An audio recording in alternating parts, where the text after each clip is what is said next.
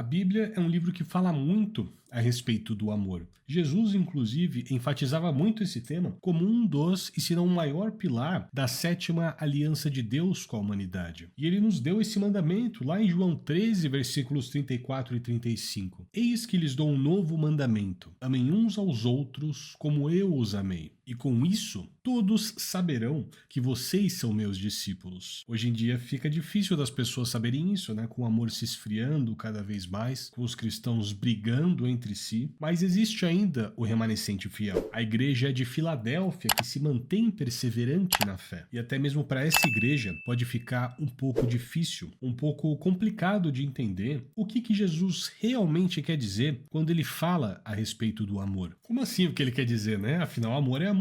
Mas na verdade não. Muitas seitas, inclusive, elas deturpam o amor sagrado como um pretexto para terem uma vida completamente devassa, completamente promíscua, como é o caso, por exemplo, da seita ali dos Meninos de Deus, né? Hoje em dia eles se chamam de Família do Amor, se eu não me engano. Depois você pode pesquisar um pouquinho a respeito deles. Eu não vou comentar muito a respeito, mas é só para a gente entender como é fácil tirar o texto de contexto para gerar um pretexto ao seu favor. Afinal, até o diabo fez isso quando ele tentava Jesus no deserto, né? Agora, por mais que no idioma português isso fique um pouco confuso da gente entender, porque afinal a gente só tem uma palavra para amor, no grego essa questão fica um pouco mais simples e com isso a gente consegue melhorar um pouco o entendimento do que Jesus queria dizer quando ele nos dava esse mandamento acerca do amor. Por mais que ele tenha falado em aramaico, em hebraico ali com os seus discípulos, o Novo Testamento foi escrito em grego. Eu já vi muito crente por aí se isolando só no hebraico, falando que o grego é um idioma pagão. Por favor, né, pessoal?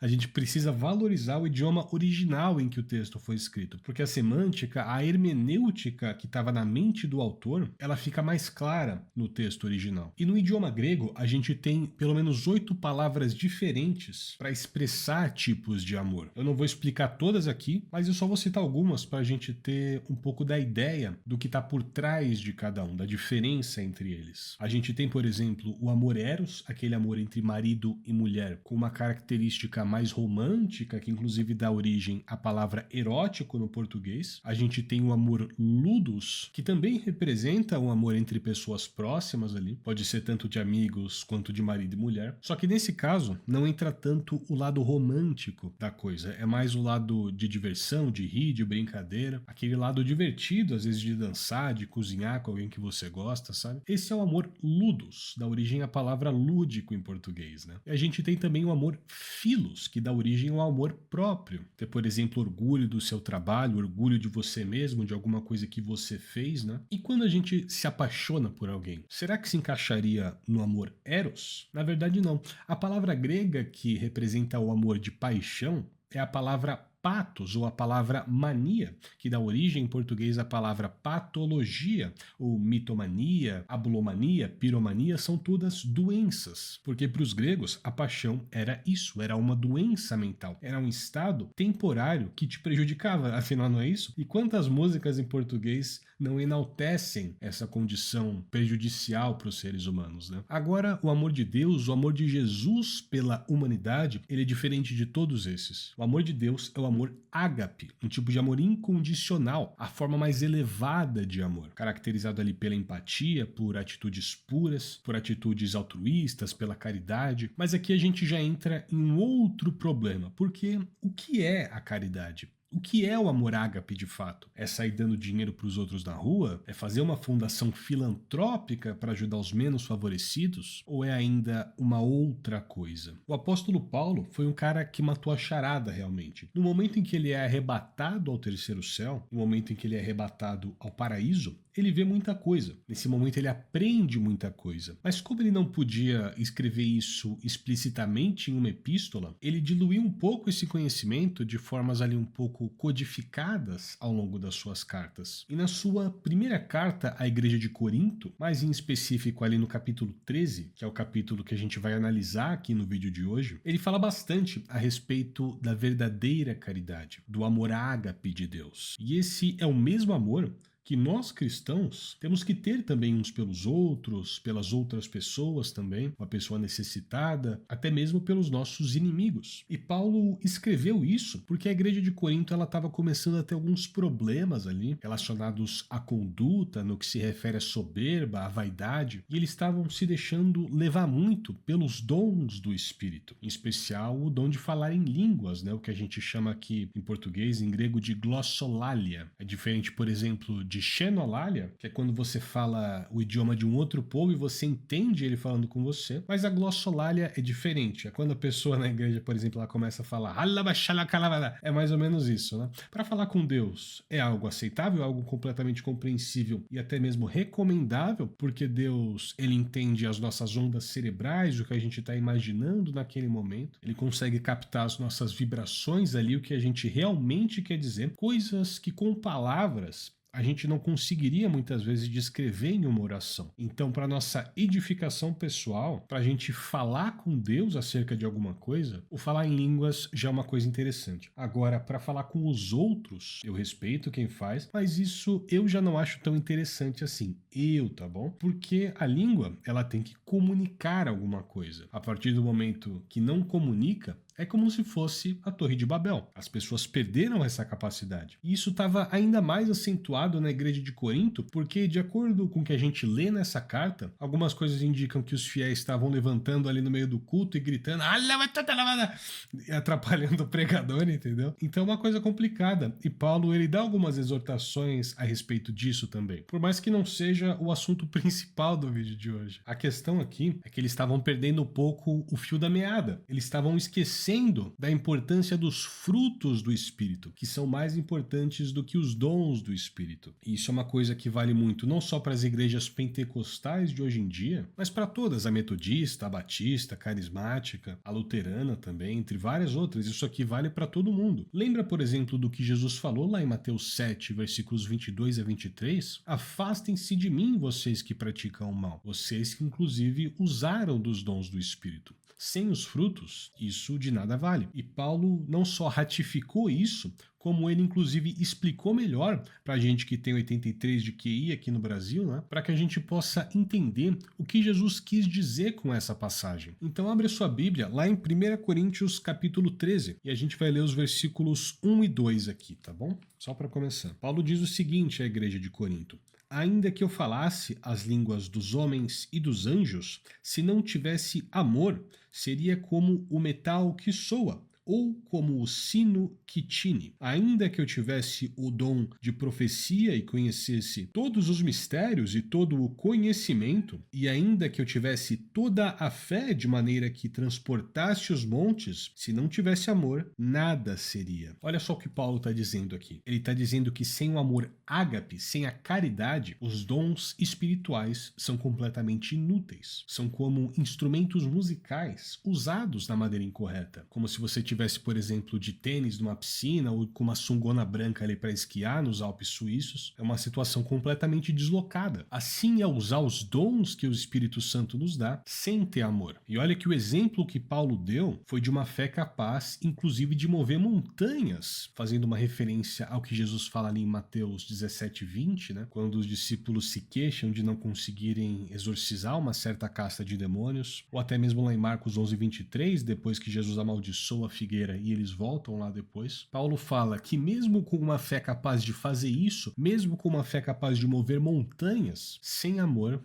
ele não seria nada. Quantos crentes hoje em dia não ficam rodopiando na igreja, gritando, se jogando no chão, latindo igual cachorro e saem da igreja se sentindo vazios, esperando só o próximo culto para se sentirem mais ou menos completos de novo. E no meio tempo faz fofoca com os outros, maldiz o seu irmão, julga as pessoas, murmura, reclama o dia todo. Não seja uma pessoa assim. Seja uma pessoa sóbria, uma pessoa cheia de amor, uma pessoa que faz bem para as outras ao seu redor. Uma pessoa alegre, uma pessoa contente, né? Você não precisa ficar rindo para todo mundo, sorrindo por aí, que eu também não acho que isso seja interessante. Mas não seja uma pessoa reclamona, porque ninguém gosta. E Deus não abençoa o murmurador, viu? Lembra o que ele fez fez com os israelitas lá no deserto, tá? E quantos pastores também não se vangloriam das suas profetadas, de terem vendido a lâmpada ungida, o guarda-chuva de Noé, de terem batido meta de arrecadação em dízimo, e chega ali na reunião da igreja e começa a rir da cara dos fiéis, chama eles de gado, né? Humilha o outro pastor que não bateu a meta, sai dali contando pilhas e pilhas de dinheiro, só que tá completamente vazio por dentro. Mais vazio do que a pessoa financeiramente mais vulnerável, mais miserável que tá ali dentro daquela igreja. Pode ter usado o dom que for,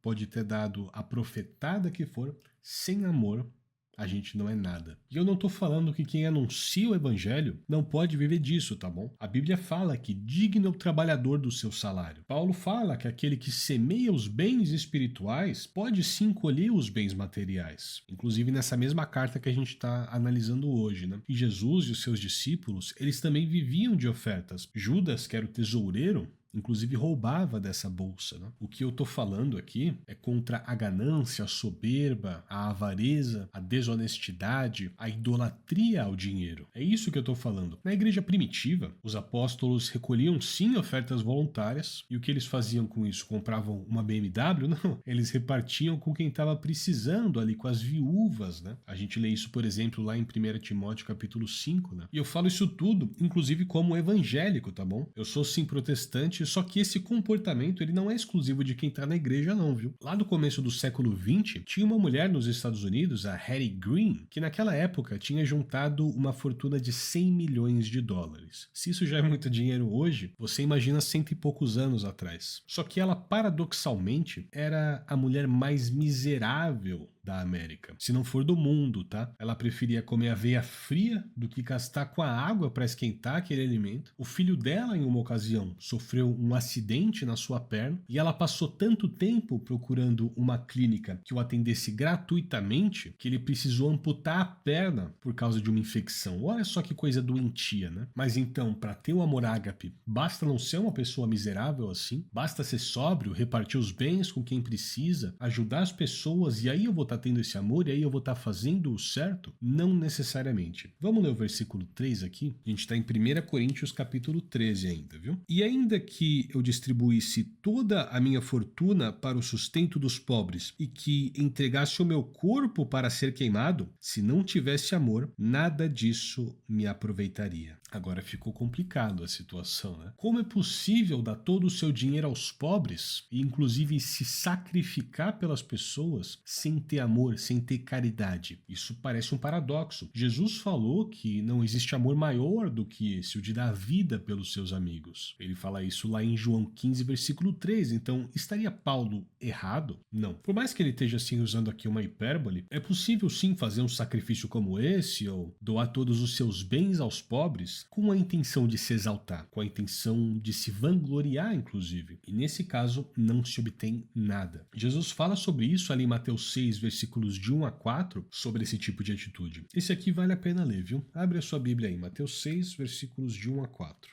Guardai-vos de praticar vossas boas obras diante dos homens, para serdes vistos por eles. Se o fizerdes, não tereis recompensa junto de vosso Pai que está nos céus. Portanto, quando deres esmola, não faças tocar trombeta diante de ti, como os hipócritas nas sinagogas e nas ruas, para serem glorificados pelos homens. Em verdade vos digo que já receberam sua recompensa. Quando, porém, tu deres esmola, não saiba a tua mão esquerda o que faz a tua mão direita, para que a tua esmola seja dada secretamente. Então, teu pai, que vem em secreto, te recompensará. Quanta gente hoje em dia não faz caridade só para se vangloriar, né? Eu lembro daquela tragédia que aconteceu no Rio Grande do Sul, que foi um verdadeiro show de horrores, né? Um cara que eu não vou falar o nome, colocou uma câmera ali na entrada de uma das cidades para filmar todos os caminhões de doação que estavam chegando, para falar que era tudo doação dele. Um outro cara fez uma vaquinha lá falando que doou 1 milhão, depois descobriu que ele não tinha doado nem 100 reais. Ele inclusive foi preso recentemente, né? O governo também mandou um avião lá com meia dúzia de cesta básica para falar que estava se prontificando para cooptar eleitor. Inclusive mobilizaram ali uma equipe gigantesca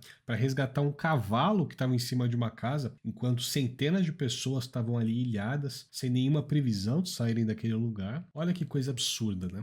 Todo esse pessoal que fez isso, eles estão com as suas consciências cauterizadas. Eles já não sentem mais nada. Para eles, só o reconhecimento que importa. Só os holofortes, só a visibilidade, só os likes, as views, só os votos. Isso não é caridade. Isso não é amor. Jesus falou, eles já receberam a sua plena recompensa. E por mais que a gente não deva ficar julgando, ficar mandando os outros pro inferno, e que a gente deva sim orar por essas pessoas, perdoar também 70 vezes 7, estender a mão se for o caso, a gente não pode passar pano pro erro. Isso é sim uma coisa muito grave. Uma mentira contada 1000 vezes não ganha o status de verdade. Com o marketing, a mentira foi tão normalizada na nossa sociedade, né? O Pondé, inclusive, deu uma entrevista esses dias falando que graças ao marketing nunca se mentiu tanto no mundo. E esse tipo de palhaçada não é monopólio do Brasil. Quantas fundações a gente não tem entre os bilionários por aí mundo afora? Fundações ali com um verniz de caridade, mas que são só fachada. Sabe qual que é o verdadeiro papel delas? Movimentar dinheiro sem pagar imposto e financiar projetos altamente controversos com aquela velha história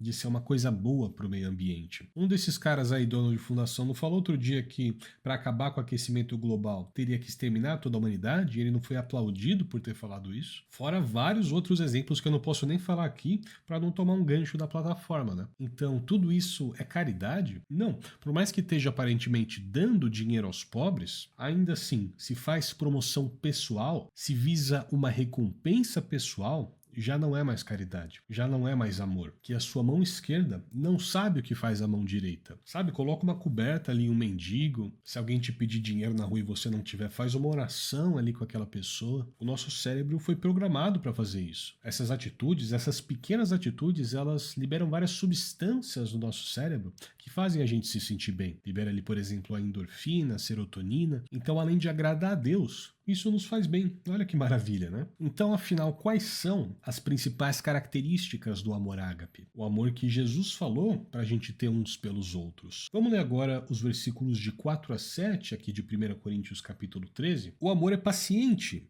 é benigno. O amor não tem inveja, não se vangloria, não se ensoberbece, não se porta inconvenientemente, não busca os seus próprios interesses, não se irrita, não suspeita mal. O amor não se alegra com a injustiça, mas se regozija com a verdade. Tudo sofre, tudo crê, tudo espera, tudo suporta. O amor não tem inveja, né? Um dos sentimentos mais mesquinhos, mais pequenos do ser humano. A gente tem pelo menos 3 tipos de inveja. A inveja do seu superior, não daquela pessoa muito distante, por exemplo, o Elon Musk, a gente não tem inveja do Elon Musk. Agora, do seu chefe, do seu superior, até mesmo do pastor da sua igreja, a gente tem, assim, inveja. Ah, olha o carro que ele tem, podia ser eu, né? Ele não é nem tão bom assim. Esse foi o mesmo sentimento que fez o querubim ungido da guarda de Deus se rebelar lá nos céus. Aquele mesmo que caiu e virou Satanás, o adversário. Justamente por isso, esse é um dos sentimentos mais abominados por Deus. A gente tem também aquela inveja dos nossos pares, quando eles começam, por exemplo, a se destacar no nosso lugar, porque, ora, afinal deveria ser eu ganhando reconhecimento, não ele. Fui eu que me esforcei, quem trabalha sou eu. Pois é, vigiai e orai sem cessar, porque esse sentimento ele não vem de Deus, tá? Isso é um sentimento de inveja. É claro que é chato, sim, você ver uma pessoa ganhando crédito pelo seu trabalho, mas isso não te dá chancela para sentir inveja dessa pessoa. E ainda tem um caso de inveja pior do que esses dois, quando você sente inveja de um subordinado. Ele começa, por exemplo, a fazer um serviço tão bom que você começa a ter inveja dele. E aí já é um absurdo, né? É coisa de espírito de porco, realmente. Se você tem um funcionário, ele tem que trabalhar melhor do que você. É só assim que a empresa progride. Senão vira tudo uma palhaçada. Aí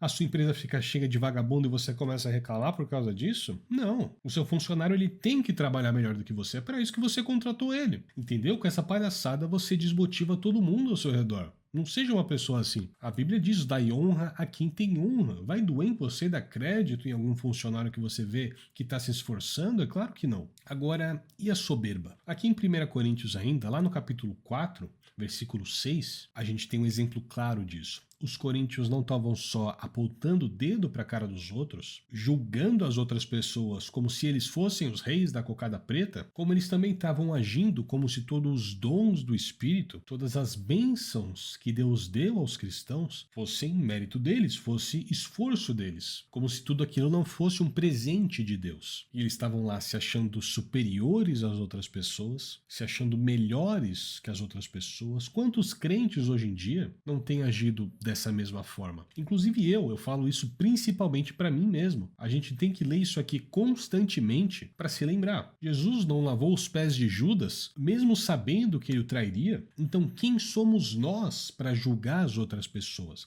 Quem somos nós para olhar para os outros com superioridade? Agora, o versículo 7 aqui de 1 Coríntios capítulo 13, ele merece um pouco de atenção também. Não que os outros não mereçam, tá? Mas quando Paulo fala que tudo espera, tudo suporta, o que ele quer dizer? Tiago 1, versículo 12 fala: Feliz é o homem que persevera na aprovação, porque depois de aprovado, ele receberá a coroa da vida que Deus prometeu àqueles que amam. Não é segredo para ninguém que o mundo um dia vai acabar, não é segredo para ninguém que Jesus vai voltar como ele prometeu, e ele deixou vários sinais disso, inclusive na sua ressurreição. Esse, inclusive, foi um dos temas que ele mais falou nos evangelhos, que não acabava ali, que ele iria voltar no final dos tempos. A gente só não sabe o dia nem a hora, por mais que existam sinais nos céus, não é isso que está escrito? Agora, mesmo que o Apocalipse não seja na nossa geração, ainda assim, a gente vai encontrar com Jesus na nossa morte. E como a gente quer ser recebido por ele? Com um sorriso no rosto ou com uma vergonha onde a gente não sabe onde enfiar a cara? Porque os versículos de 8 a 13 aqui de 1 Coríntios capítulo 13 dizem o seguinte: O amor nunca falha, mas as profecias cessarão, as línguas desaparecerão e o conhecimento passará. Pois em parte conhecemos e em parte profetizamos. Mas quando vier o que é perfeito, então o que é em parte será aniquilado. Quando eu era menino, falava como menino, pensava como menino, raciocinava como menino. Mas logo que cheguei a ser homem, acabei com as coisas de menino. Agora vemos em espelho, de maneira obscura. Então veremos face a face. Agora conheço em parte, então conhecerei, como também sou conhecido. Agora permanecem esses três: a fé, a esperança e o amor. Mas o maior deles é o amor. Todo o resto vai caducar. O amor é a única característica que vai ser mantida quando a gente se encontrar com Cristo. É a única característica que não vai ficar obsoleta no reino dos céus, seja também na era do milênio, na eternidade. O dom de profecia não vai servir mais para nada. Todo mundo vai ter um contato direto com Deus. O conhecimento também vai passar. A gente vai ter que aprender coisas completamente novas naquela esfera. O que a gente estuda aqui, teologia, filosofia, tudo isso aqui vai caducar. E a gente nem conhece tudo, porque em parte conhecemos, em parte profetizamos. Então, com Jesus aqui ou a gente lá, tudo isso fica obsoleto, fica ultrapassado, mas não o amor. O amor é a única virtude que não vai perecer com isso. É a única coisa que ainda vai ter alguma importância lá em cima. Todo o resto vai ter que ser reaprendido. Então, no que a gente precisa ter mais atenção agora? Pensa nisso, viu? Porque o pouco que a gente sabe da essência de Deus é que ele é amor. 1 João capítulo 4, versículo 8 fala sobre isso. E mesmo assim, a gente fica se voltando para o ódio, para a soberba, para a vaidade, para os pecados de estimação, como um cão volta para o seu vômito. E isso é um grande absurdo, né? Vamos encerrar com Gálatas 4, versículo 9? Só para a gente fazer uma reflexão aqui. Agora, no entanto, conhecendo a Deus, ou antes, sendo conhecidos por Deus, como tornais outra vez a esses rudimentos fracos e pobres, aos quais, de novo, quereis servir. Você quer ser escravizado pelo mundo de novo, meu irmão? Você não foi liberto disso com o amor de Cristo? E agora você quer voltar para a idolatria dos prazeres, do dinheiro, a idolatria de si próprio, a idolatria de pessoas, de celebridades, de políticos, de jogo do tigrinho? Não, não, não, não. Mantenha os olhos fitos em Cristo, senão você cai. A Bíblia diz: vigiai e orai sem cessar. Ele morreu por nós, então vivamos por ele. A gente não é perfeito, é verdade, mas o amor dele é. O Espírito Santo dele é perfeito. E esse Espírito